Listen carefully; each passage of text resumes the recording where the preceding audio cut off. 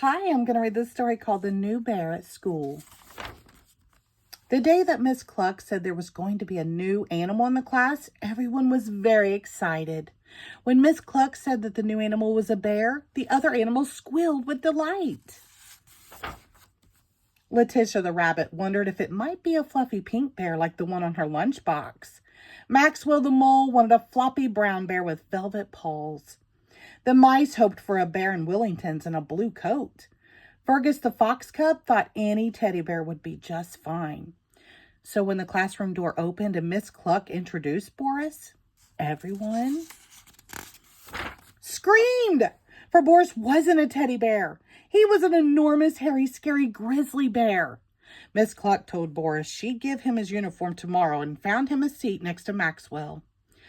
But as he sat down, there was a loud crack. It made Maxwell hide his face in his paws. "Oh, Boris," said Miss Cluck, "why don't you sit on the floor instead?" Miss Cluck gave Boris a new book and a pencil. He was very proud indeed. With a big friendly grin, Boris turned to show the mice. But Boris forgot how fierce his teeth were. He forgot how big his paws were.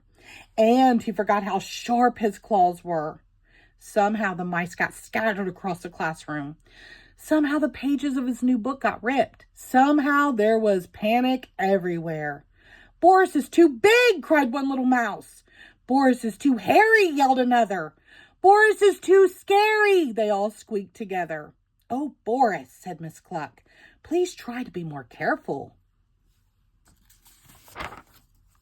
At lunchtime, everyone sat together. There was not enough room on the bench for Boris, but nobody moved over. So he sat all by himself and dipped his big paw into the large jar of honey his mommy had packed for him. When lunchtime was over, Miss Cluck said everyone could go off and play. The mice began a game of hide and seek. 1, 2, 3. Everyone ran to find a place to hide. But Boris was too big. So Boris shut his eyes and counted instead. 1, 2, 3, coming to get you, Boris boomed. "Eek, stop, stop, stop. No, no." Maxwell ran crying to Miss Cluck. "Let's go inside and play some quiet games," said Miss Cluck. "And Boris, please try to be less scary, dear." The animals sat together in a circle. There was no space for Boris. Boris had nobody to play with and nobody to talk to. Tears filled his big brown eyes, rolled down his long nose, and splashed to the floor. "I'm a scary bear," he sniffed.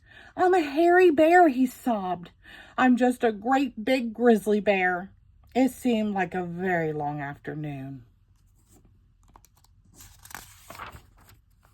At last it was time to go home. Miss Cluck stood and waved as the animals set off through the woods. Letitia hopped along the bank. Fergus chased the little mice around a tree. Maxwell scampered through the leaves. Boris plodded along far behind. Suddenly, from a hollow tree leapt the rat pack. "Well, well, if it isn't the crybabies," said the meanest rat.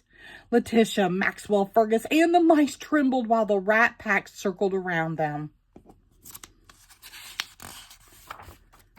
The rats didn't see Boris plodding along the path.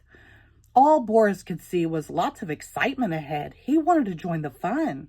Boris stood up tall to greet the new friends with his biggest, widest bear grin. And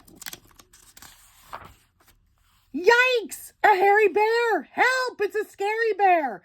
Quick, run! It's a hairy, scary grizzly bear! The rotten rats ran away as fast as their skinny legs could carry them. "But I only wanted to say hello," called Boris.